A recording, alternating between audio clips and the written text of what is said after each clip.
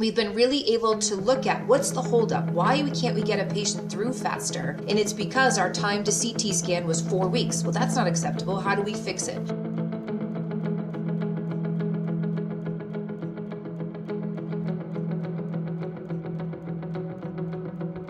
Hello everybody, Andrei Pop here on behalf of MurmurMD. I am delighted today to welcome Caitlin O'Callaghan-Reen, who is a nurse practitioner with Mass General and the Brigham, and she is their valve clinic coordinator, or as I was recently corrected by Sandra Locke, who I look up to, a valve clinic clinician. And I heard wonderful things about the valve clinic that Caitlin is running, and I think we have to all acknowledge that we don't run as physicians the valve clinic. It is run by our clinicians, and I'm excited to see what Caitlin has to tell us today.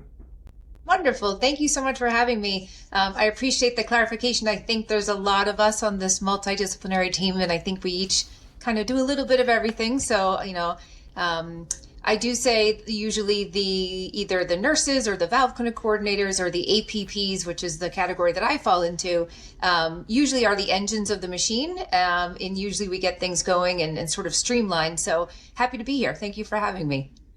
Yeah, no, absolutely. And I think I always tell my patients that, and I tell people at conferences that the patients a lot of times identify a lot more with my valve clinic coordinator, Lynn Hickman, than they identify with me, because I see them in valve clinic for 10, 15, 20 minutes, and I see them for a few minutes before the procedure and a few minutes after. And in their valve journey, they've had multiple interactions with Lynn in a lot more depth than they had with me. So yeah, take it away, Caitlin. It's a team effort, right? But I do think that we are lucky enough to spend a little bit more time with our patients, and we are gifted that sort of that gift of time with them, and we're able to have those meaningful conversations. And usually especially when our physicians enter and leave the room, we're usually the first ones in and the last ones out. And that's when the real sort of, tell me, do you trust these people? Is this what I really should be doing? Is this going to fit into my life? Those conversations that sometimes mean the most to them. And that's really when that happens. Absolutely.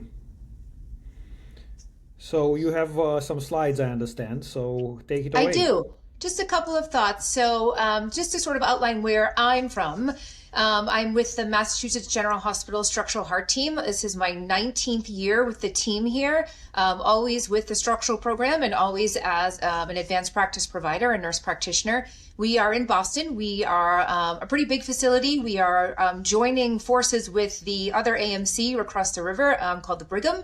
We are now the Mass General Brigham Structural Heart Program. So we have a lot of new changes that are coming, which has been exciting. And it's funny to see. I do these talks, in a lot of different places, that I've never seen two structural heart programs work exactly the same way. And I think we all do it the way that we are able to do it and the way that our resources allow us to do things. But I do think that there are similar themes that we can put together that make things and make life a little bit easier. So our TAVR program began in 2007. We were in all the beginning of all the trials. We have grown, as everybody else has grown over the years. We have 5 cardiac surgeons, 6 interventional cardiologists. Just recently, we added on another APP. Up until last year, I was the only nurse practitioner for the team in over 500 TAVR program, so that was a lot. We now have a new addition of a PA, which has been absolutely brilliant. We have 2 valve clinic coordinators, both ex-cath lab nurses. They are the true engines of our machine. They do everything. Without them, our program really just comes to a halt. We have 1 data nurse and 2 administrative assistants. So our team has grown with the volume. Our valve clinic, we've separated our valve clinics actually. We have an aortic clinic, our TAVR clinic, and then we have a mitral tricuspid clinic. And we had to do that because of volume and because of imaging that was needed and because of the teams that changed with those 2 different sort of disease properties. So our aortic clinic is, we have put it into a site where we all go in together. We have a cardiac surgeon, an interventional cardiologist, one of the APPs, a valve clinic coordinator, and our administrative assistant is sort of on call in the background there. And the goal of that visit is for the patient to leave with a procedure date booked. And that has been a journey. So, we try to do all of our testing prior to our patients coming to Valve Clinic. We originally tried to do it as same day testing, and we were realizing that it's a pretty long day for patients, and sometimes they appreciated having it all done in one trip. But what we were finding was we didn't really have all the results of all of our imaging done at the time of the visit. So it did actually cause another visit to have happen, usually for the APP. And that's usually not a visit that we could have billed for. So we decided to do all of our testing prior. The patient comes in with everything ready. We do review the case before we go into the patient. The nurse practitioner or the PA presents the case to the team. We go over the imaging, and we go in with what we think will be the plan. And then we have a shared decision-making conversation, and we decide, with the input of the patient and what their, goals and beliefs are, and we make a decision. And sometimes we have to bring these patients to a Valve team meeting. If there's some sort of complicating issue that we need a full team discussion, we will do that. Other times we have formed a way to do a same day heart team meeting approval. And I'll kind of go through that and how we are able to streamline that more appropriately. Our mitral and tricuspid clinics are a little bit different. That team is different. I always say when I give these talks that structural heart is a big umbrella. And I think your TAVR program is very different than a mitral tricuspid program. I don't think that they overlap in every way that a lot of people think they do. There are a lot of different nuances with your mitral and tricuspid patients. When we do this clinic, we have a cardiac surgeon, an interventional cardiologist, an APP, a VCC. Also, we have our structural heart imager come into that meeting because we are going over imaging that day. And usually, we try to book the case with the person that's in the clinic so that everybody knows anatomy. We also have availability for an EP and an interventional heart failure consult for these patients. So we try to do this all in one fell swoop. We also have an APP run GDMT clinic at Mass General, which we are very blessed with. So a lot of these patients come in, we'll get a consult, we'll see that they're really not optimized, and the APPs will engage with the GDMT clinic to get them optimized before they would come in and see us. That clinic is still, a work in progress. I think our volumes are expanding like everybody else, and we are, navigating things like the importance of having our patients weighed before their echoes and their CT scans. Those are the important little nuances that are different with your mitral tricuspid clinics versus your aortic ones. So we have a pretty big procedural volume. We have about 500 TAVRs. Those are our mitral and M-tier numbers, and our tricuspids are there as well. So pretty busy. And it's been fun, So when we think about things about how we build a team and how we build the number of people that we have and what we're doing, it was important to us to make sure that every person on the team was doing what they needed to be doing, and there was an overlap and there was sort of skill task alignment there, and make sure that we're all doing what we're supposed to be doing at the highest degree that we can. So instead of saying what we should be doing, we made a list of things we can't do because of the other things that we were taking too much time doing. So as the only structural APP for the program for 18 years, I wasn't able to do any sort of ACC accreditation or update our website or things like referring provider outreach. The really important things that we do as APPs and as program managers, really, to get patients to come to your clinic.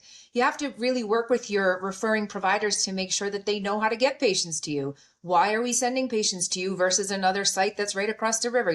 What sets you apart? Things like that. Our structural heart nurses weren't able to do any education with our team because the volume was just really, really busy. And again, that referral communication is a key piece of what I think really keeps a streamlined program intact. Our administrative coordinators, they were overwhelmed. We were sending all this information, they're scheduling emails and scheduling ORs and a lot of care team coordination that just, we didn't really have a lot of time to really nail it down. So once we got ourselves really at the height and where we could be for a current FTE, we're now able to sort of accomplish all these things, which has been really great. Dr. Pop, if I'm talking too much, please interrupt me and I can answer. I'll ask a question here and there. I already have a long list of things. So I saw you write it. It sounds like left atrial appendage occlusion is not part of this. That is not. Okay, it lives with EP, or where do you keep that? It does. Mm-hmm. Okay. And on a logistic front, when you say that everybody evaluates the patient together, does everybody go in to the patient room together, 3, 4, 5 people? We do. Or do you take turns? You go No, together? we go together. So we have satellite sites that we do our clinics in. So we have a very rare clinic at the MGH main site. And the way that we needed to do that is because when we were on site all together, people were being pulled to the cath lab and the OR, and it was very piecey. So we said, if this is going to work, we're all going to commit to go to our satellite office here, which the patients really prefer. They're not driving into town. And we all go in. So in our little workspace, it's all of us there, everybody with a laptop, everybody with the imaging. We're all taking a peek. The APP has prepped the notes. We have researched these patients up and down. We know them. We present them to the team. We go over the imaging together, and we'll decide then and there. If it's an alternative access case, then we'll talk about it later. If not, if it's straightforward, we kind of just do a heart team meeting approval right there. And we all go into the patient together, introduce ourselves. We have about a 45-minute visit with a new patient. I would say the APPs spend probably an hour. We're in there a couple minutes before, and we stay about 10 minutes after just to talk about logistics and planning. And then our valve clinic coordinator comes in and schedules them. Yeah, you're right. I mean, no two places do it the same way. We kind of started by doing the clinic visits separately from surgery and cardiology separately. But basically, Lynn will schedule, let's say, 5 aortic cases, and I'll go in the first room, talk to the patient. The surgeon goes in the second room, and then we keep moving. And to me, not that we're ever adversarial. I think just like I'm sure it's in your case, 95% of the time I know what the surgeon is going to say, and he knows what I'm going to say. Right. But I do feel, for us, I wanted to maintain the kind of the separation of surgery and cardiology. And if somebody had strong feelings that they wanted to express, I didn't want them to feel, looked over the shoulder. But I know very good programs that do it the same way that you do. So certainly that's, you guys have it down pat. Yeah, no, I think whatever works, right? And I think, I've seen programs where the patients don't even actually see the cardiac surgeon. It's a phone call, or, it's done all different ways. I think it's more of what works for your program. And again, one of the beautiful things in this community is, especially from a nurse practitioner or a valve clinic coordinator standpoint, when we go to these big, massive meetings, we'll say, oh, you guys do it like that, or we do it like this. Nobody hides those secrets. We're always like, well, why don't you try it like this? Everybody's so welcome to share what they've done and say, well, we tried that. It didn't really work, but try it this way. So it's a welcoming community. And I think it's one of the rare sort of multidisciplinary team structures where everybody is willing to help everybody. And I think in the community of structural heart, I think that's pretty brilliant to be able to say. Yeah, no, and I think that's absolutely true. And I've said this a million times, and it sounds like PC stuff, but it's not. I really felt always that the biggest thing to come out of TAVR was the multidisciplinary team. Absolutely. Mm-hmm. Because, before we were all in our little silos, and that's something that I think we should try to preserve. We'll see if that gets preserved in the next coverage decision. But it's interesting to me that we're one of the last people to join that sort of idea. Oncology teams, you always meet with the team. You always meet, you have this multidisciplinary visit. So it's surprising to me that it took something like TAVR to make that happen, but very thankful that it has, because it's changed the way we approach a patient care for sure. Yeah, and I think especially as we're talking lifetime management, absolutely. When we first started and were dealing with people who literally had a foot in the grave and, had limited life expectancy. Right. Maybe it made less of a difference of meeting with a surgeon if the surgeon would never operate. But now when the patients actually have various options, I think it's critical. Absolutely. Let me ask you have a data RN. Does that data RN process your internal information that you use to run the clinic, or are they in charge of the TVT registry? Everything. She does it all. Okay. Mm-hmm. Yep. And interestingly, so we had a data nurse And when we sort of really became a streamlined program, I said to them, well, what are we doing with the data? Where is that reported? Does the team know our metrics? Does we know what we're doing here? So we've sort of instituted, and hoping to really make this happen this year, is bring her into our monthly heart team meeting once a month to say, here are our numbers, here's what we're falling behind on, here's what we did great last month. Really sort of hone in on, do we need to go up to the floors to talk about definitions of bleeding? Do we need to talk about internally, what do these metrics look like, and why are we falling behind on things? Why do we have a longer discharge for patients that we shouldn't have?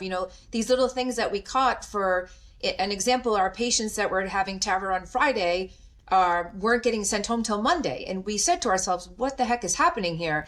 It's because the team on the floor didn't know how to place an MCT monitor over the weekend. So we had to, simple things like that were really dinging our numbers. And it really was like nobody was looking at things. So we now bring it into our heart team meeting to really focus on it as a team and make sure we're all on the same page with these definitions and these metrics. So it's funny you mentioned that, because I was on call, and maybe that's why I'm less verbose than usual, but I was on call essentially all of last week. And we did TAVRs on Wednesday, so New Year's Eve. And Thursday morning, one of them has a new right bundle, which turns out paper from your shop showing that it's actually a higher risk than a left bundle. And the other one has, pauses or whatever. And I ordered MCOTs on both of them, and turns out cardiology wasn't there, so they didn't get their MCOTs. And I sent an email, and this morning the two administrators from cardiology and from telemetry came in, and they responded, and we're going to try to design a process to have a couple of MCOTs on the floor, so we can send people home without waiting for cardiology. I mean, it's a really, when you say it out loud, it sounds crazy, and you think to yourself, it's just putting a monitor on. But then there's billing, and who's going to put it, and where do they live, and who's in charge of them? What if they're taken by other teams? So it took 87 meetings, but we finally figured it out, and now these patients are able to go home on time. And so little things like that I think is important to make sure that your team is looking at. Yeah, no, I agree, and it's interesting to me that you brought a data RN in the valve team, because in my place and in a lot of other places I know, it resides with the quality NCDR people. Yeah. So the people who do the PCI stuff. It may actually, that's something that I'll take from this and I'll explore, because we have one nurse who has taken over the Target AS initiative, and maybe I'll have her look into taking over the TVT registry as well. Yeah. Again, if the registry will remain mandatory and whatever, we'll see what happens with that. Yeah. So sorry for the interruption. Let's no, that's okay. I'll just keep going. So I think when we think about what our brains look like, especially as nurse practitioners or valve clinic coordinators in our thought process, when we get a referral, this is usually what our brain looks like. And I think when people explain or ask us to explain, what does your day-to-day look like? This is really what it looks like for us. And this is per patient. And so when we have these conversations, and when I took on more of a leadership role, I had to make it look more streamlined. So I had to make it look something like this for, the C-suite to really understand what it is we do. And interestingly here, we sort of broke it down by role and how many touch points per role does a patient have with our team. And from initial referral to the 1 year post-procedure visits, about 30 touch points with a team for over all of the roles. So the nurse practitioner, the valve clinic coordinator, the administrative assistant. We didn't even include the ICs or the CT surgeons here. And this just really sort of encapsulates how much contact we have with these patients. And even though TAVR is not new anymore, and it's something we do all the time, it takes a lot of planning and it takes a lot of work on the back end to get these patients through. So we use this as sort of, as we wrote, an illustrative new patient journey as to how we get things done. And this is the step-by-step process that we use. And it's really helpful for us to understand that. Another thing we did, and this was sort of, it was a bit selfish, to be honest, because we were getting a lot of patients referred to us that had no workup done. And we said, if we want to sort of streamline this process and we want to get your patient done faster, we put together this sort of pathway for our referring providers. And we sent this to all of our legacy referring providers to say, some of our providers still get, carotids and PFTs and all that. That's a rare thing now. But Usually if we can get those done before, or if you have an outside echo that we can take a peek at and maybe get an MGH structural heart overread on, so we don't have to get another echo, then we try to use all the outside information imaging that we can without having to unnecessarily repeat something. We are pretty snobby and pretty sticky with our CTs. That's the one test we do recommend that we have done internally. But we've sent this out to our providers, and it has really come back to help us because the outside teams feel really involved in their process, and they feel like they're still their provider, which is our goal. Our goal is to be a really important part of these patients' lives for a really short period of time. We always send them back to their primary cardiologist. We're not going to be the team managing their hypertension, their lipids. That's not something, and we're very upfront with that. We don't run a primary care clinic. We run a structure. We're the special teams for the football team. That's what we say. We come in, we do our job, and we get out. So we put this together and we give this to our teams. And we also sent, our referring teams, who are we and how do you get a patient to us? And, literally the basics of how to get a patient into your program. You would be surprised. I gave a grand rounds at a local hospital and I said, just for a show of hands, how many people know how to put a referral in to get a patient to the structural heart team? And they all raise their hands and they say, well, we just text you, Kate, or we call you. And it's like, no. Like there has to be a formal process here. And in doing so, and in making this happen, making this process formal, in our Epic work queue, we're able to sort of then navigate how well we're doing to get a patient from A to Z. So from referral time to CAT scan time, CT to TEE, TEE to table, all of those time metrics, we've been really able to look at what's the holdup? Why can't we get a patient through faster? And it's because our time to CT scan was 4 weeks. Well, that's not acceptable. How do we fix it? So we use each one of those time points and those time frames to really optimize how to get a patient through our system faster. Yeah, no, that's wonderful. And it's interesting to me that you're doing this because, the classic line is, the academics, they do their thing and they don't trust anybody else. And the reality is when you're in private practice, you want to do this because otherwise you upset your referring physician. Absolutely. And, they're making a living and, they have to eat as well. And so my level of interest in doing right heart caths or coronary angios is very limited, and my availability is even more limited. Yeah. And so we do the same thing. We do encourage people to do their own testing. And, it's wonderful that it happens behind the scenes so that when the patient shows up in clinic, beautifully wrapped in a bow. Has assembled all the information, right. All the CDs are loaded. I can just pull up the images. And then, of course, which shop has good quality echoes and which shop has terrible quality echoes and stuff like that. Yeah, so I think this is absolutely critical work to be done, and you're right, it brings everybody in the family and it puts everybody on the same page. It keeps everybody happy and everybody's sort of involved and knows where their patient is, right? So, we've made these workflows per clinic visit and what needs to be done prior, these checklists for our administrative team. What do we look for? What do we need? If it's not there, this is what we order. This is how we put it's very simple. It just needs to be organized. And after our valve clinics, this is what we come up with. It's a one pager, if you will. It's like an index card, and this is what we use. And this is how we present. If our patient is deemed that they need alternative access, they need something else, and they need to go to heart team, this is what our fellows will use to present. And then it's also used in the huddle in the OR on the day of the procedure. So it's also documented in the chart. It's sent to the referring team. It has all the information we need right in front of us. Our valve team meetings were really taking up quite amount of time. Our meetings could last 2.5 hours and we have 40 patients to talk about. And we were saying, this is crazy. Why are we talking about straightforward TAVRs here? So we made this checklist to say, if we leave clinic and it's straightforward and anatomy is great and we all agree, they're approved. Let's go. So then we just book a date and we do it. So it's really helped streamline our heart team meetings as well. Now going through, 20 patients in an hour versus, staying on there for 2.5 hours, which is painful. And how often do you do your valve team meetings? Once a week. Once a week. Okay.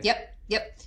We made a post-clinic and our heart team meeting workflow. Again, happy to share any of this with anybody that likes to see it. And then really thinking through what are the things that we need to change? What are we doing now? What's the workflow that we're doing? Why is it not working? Who do we need to talk to make it happen?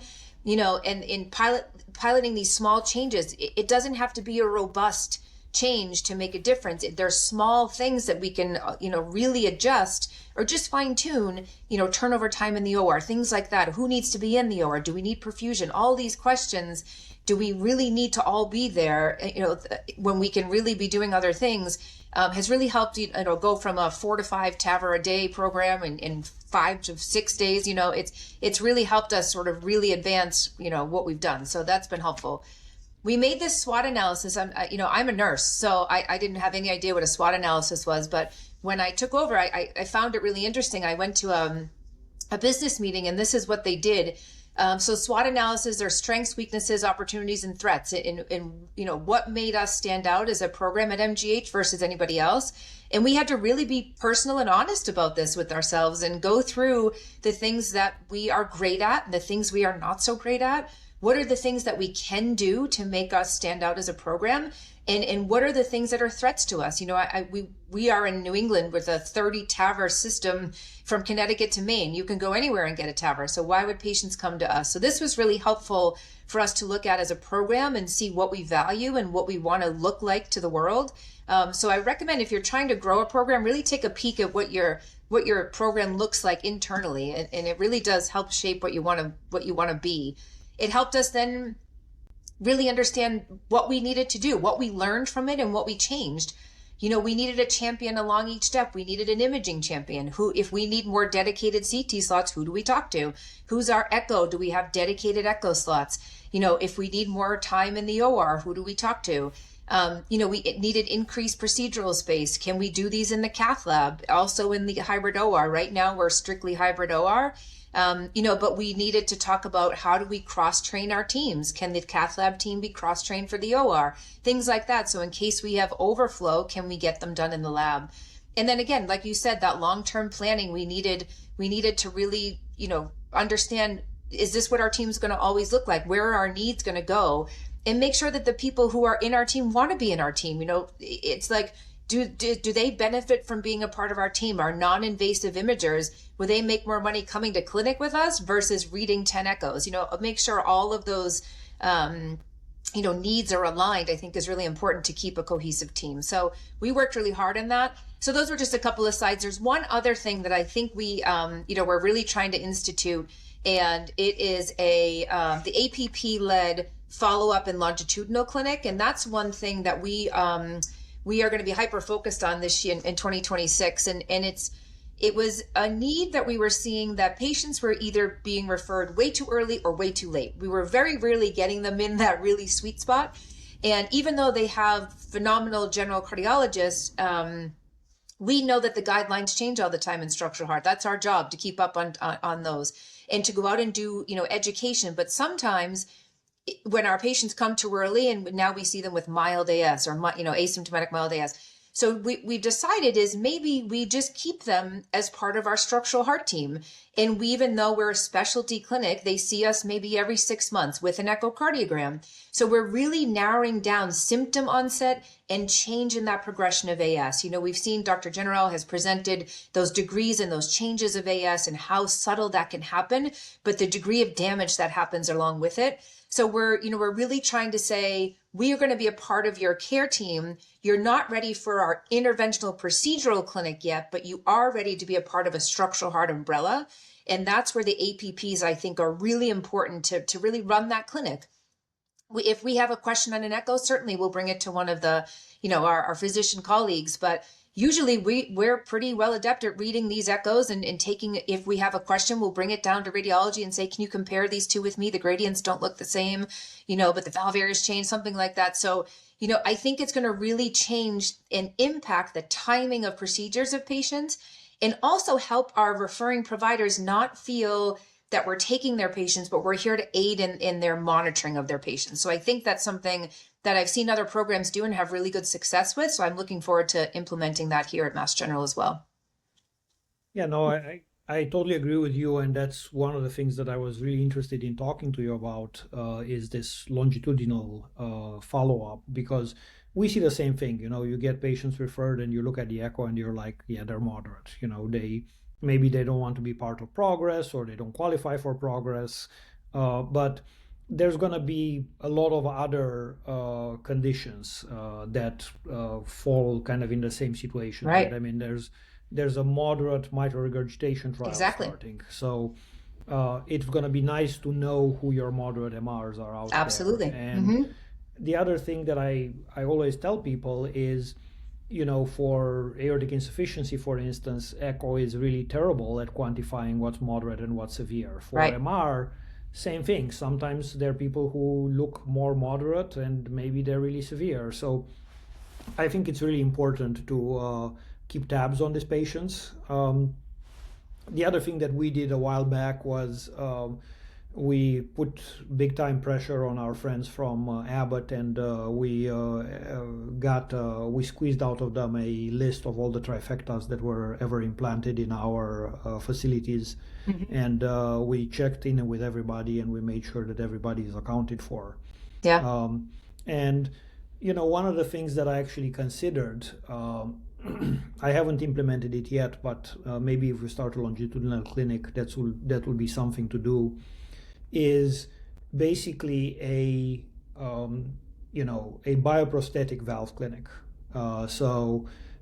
Patient got a surgical valve. Once you leave the hospital, you're going to stop in clinic, and we're going to give you a bunch of information about dental procedures and anticoagulation and antiplatelets and all this kind of stuff. And then you can check them off a list, and maybe you check with them in a year or two and you make sure that they're fine. Because you're right, I mean, we are seeing these patients that come in, especially with poor sign tissue bioprosthetic valves, who come in florid heart failure, wide open aortic insufficiency. And it's a big difference to take a patient electively versus to take them when they're on suppressors and on ECMO and whatever. I think, and to highlight again, I think the role for these kind of clinics and these sort of monitoring, the APP role is perfect for these. We are allowed to see new patients. We can bill for these new patients. We have the skills and assessment skills to really understand this patient's ready to go to valve clinic. This patient is ready for a procedure versus seeing them in-house when they're in florid heart failure. So, we're preventing that middle step of having them come in totally underwater versus, just seeing them every 6 months or so. And really, we know them. They're willing to call you and tell you. I think a lot of our patients, maybe not a lot, some of our patients don't have a general cardiologist, right? So they'll see their primary care provider once a year. We find that when you go to your primary care provider, usually go by yourself, right? So you don't really tell maybe all the things that are true. When you come to a valve clinic or you see a cardiologist or a specialist, there's your aunts are there, your uncles are there, your cousins are there, everybody is with you. And they'll say, Papa, that's probably not true. You got shorter breath from the car to here. So that real truth comes out. And I think that the APP role, we're well trusted, we're well versed, we understand, and people talk to us, and we get the real symptoms then. And I think if you can see somebody in a specialty practice every 6 months or so with an echocardiogram, maybe an echo every year if things are stable, but at least see something from a symptom assessment, I think it really makes a difference. And I think the patients gain trust that way as well. Yeah, and I totally agree with you. And I think with aortic stenosis, maybe things are a little bit more clear-cut, but they're not always clear-cut. But, you're talking tricuspids, you're talking mitrals, you're talking a lot of other things, you're talking aortic insufficiency. And there will be certainly a lot of subtlety there. And, it's very interesting how the role of the advanced practice nurse is evolving. I was at a party recently, and I was talking to some doctors. Always doctor parties, everybody talks about work. And there was a rheumatologist who was upset that, he makes a referral to endocrine, and there's a complex issue, and the patient ends up seeing the nurse practitioner. And, I can see their point of view, but on the other hand, what you're describing is totally different, right? I mean, we're not taking a highly complex case where we need advanced diagnostics and whatever. We're taking somebody where there is a diagnosis made already, and we're trying to keep longitudinally tabs on patients. And that's what I do in my own clinic. I make medication adjustments. My nurse practitioner sees them in clinic. or I order a test, she sees them in follow-up. It allows me to be more efficient. Absolutely. It allows the patient to move forward.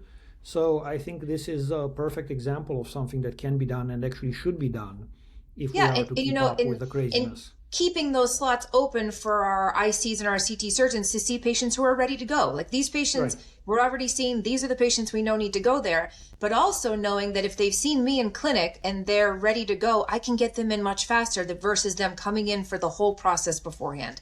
So, we do inch toward getting all that workup done, and we know when it's time that we need to get a CAT scan. Let's see what's going on in there. If we need to do a cath, we'll get that done prior to them coming. So there's a lot of pieces that make sense to really optimize the streamlining of the flow of a program. And I do think we're going to catch patients more in that sweet spot versus them coming in and now doing a TAVR, urgently when they're inpatient. So I'm hoping that this will, happy to sort of report back and see what changes we've seen and what numbers we've seen. But that's one of our goals here for 2026. So tell me about the GDMT clinic. Is that mostly for patients that you see on the mitral and tricuspid side, or? So we have an absolutely brilliant APP heart failure team that has run a GDMT clinic for years now, and it's been specifically for heart failure patients. And we had to have a big talk with them to say, listen, our mitral tricuspid patients are basically heart failure patients. So we really need to have a conversation about how can we use your knowledge and sort of, can we run a case by you and give you a sort of even if we did an e-consult and said, this is what it looks like, what would you recommend? Not all of them need to be seen by them, but they'll make recommendations to us to say they're on Lasix 10 every 10 weeks. Like that's not helpful. Like that's push and push and push. So sometimes we bring them into our clinic and help us optimize before we get them to clinic so that they're more ready. And that took a lot of sort of borrowing and bargaining back and forth between the heart failure team and ours.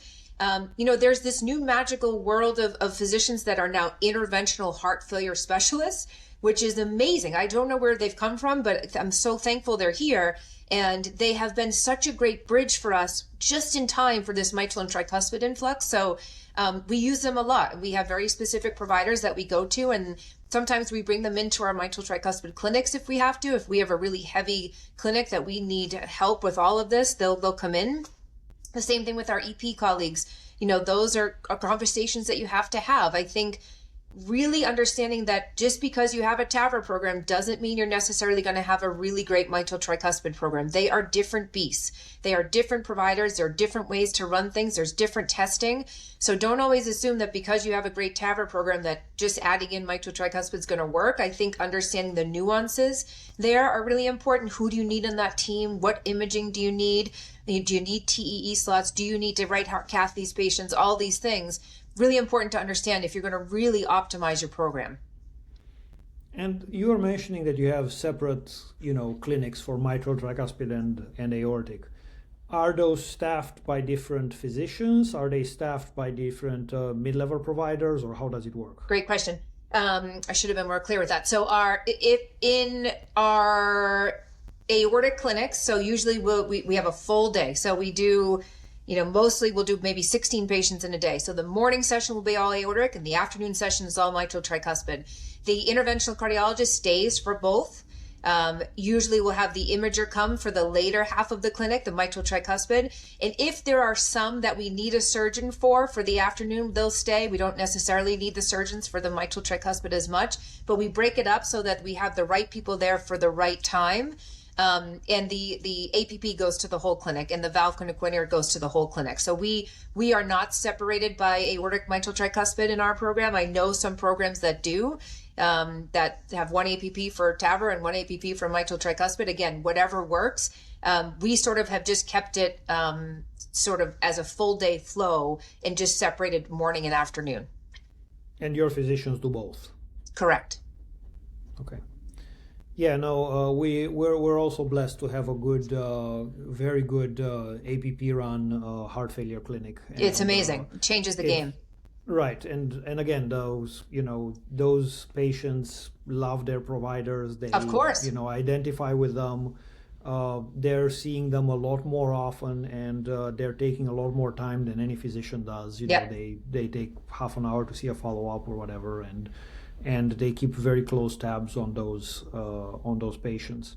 Yeah, and I think our patients are much more educated than they ever have been before, and I think that's a wonderful thing. They come in ready with questions. They come in with things.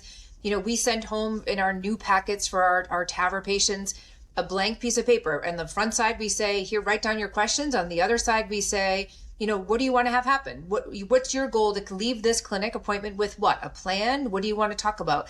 And usually those questions come out when the physicians leave the room, right? So the patient will say, my grandson's getting married in 2 months. Should I do this now? Should I wait? What can I do? What can I do? I really want to dance. All of these really important nuanced things that make them really trust your team come in those seconds when we have that shared decision-making contact with them. It's been a real game changer. And I love when they come in, fully, or, they've educated themselves and they know, and they have talked to their neighbor who had a TAVR, and, all these things. It just makes for a much more fruitful conversation. And some of those conversations can take 2 hours and some of them can take 20 minutes. So you have to be really ready as a team to really understand where the patient's coming from.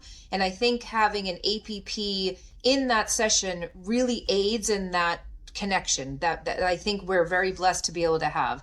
And not that physicians can have that, but the time that you guys have is just not as much as we're blessed to have. Yeah, no, absolutely. One of my favorite situations was when I had a patient come in and say, my nephew works for this company, so I want that valve. Oh, get it all the time. Yep. Yeah. Or they'll come in and say, I'd really love a 26 this. And you're like, well, yeah, exactly. That would be great, but yeah, you're getting a 29. Okay. Yep. Yeah. No, it's certainly a field that's moving extremely fast, and you're right, nobody does it exactly the same way.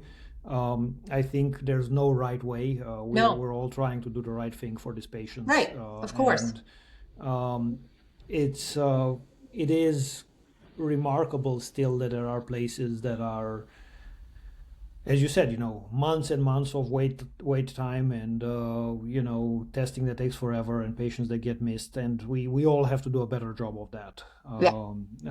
I think we now have pretty strong data that these patients need to be treated quickly and efficiently. And absolutely. I think competitively what you see is that if you don't treat them quickly and efficiently, the hospital next door will be happy absolutely for you. Mm-hmm. No question about it. Yep. Well, this was an absolute blast. I'm really glad that we were able to set this up. I'm sure we'll have you on the app again. I would love it. Thank you so much for having us. And I appreciate you giving the APPs, the credit they deserve. It's we love doing our job. You don't find a structural heart APP doing this who doesn't love it. So, I think it's nice to be recognized. So thank you for allowing that. No, it's not allowing it. It's really, you guys are keeping us afloat. And I keep giving the valve clinic as an example, because in my own clinic, patient walks in with a stack of CDs from St. Elsewhere, and then I have to step out of the room, load them in a computer. Right. It takes 45 minutes. Right. When I show up to the valve clinic, all that is taken care of. All the images are there. Everything has been digested already and presented in a nice, easy way. Yeah. And that's why we can move quickly, and that's why we can see a lot of patients. So yeah, it would not be possible without you. So thank you. Thank you very much for having me. I really appreciate it. Thank you for everything that you do.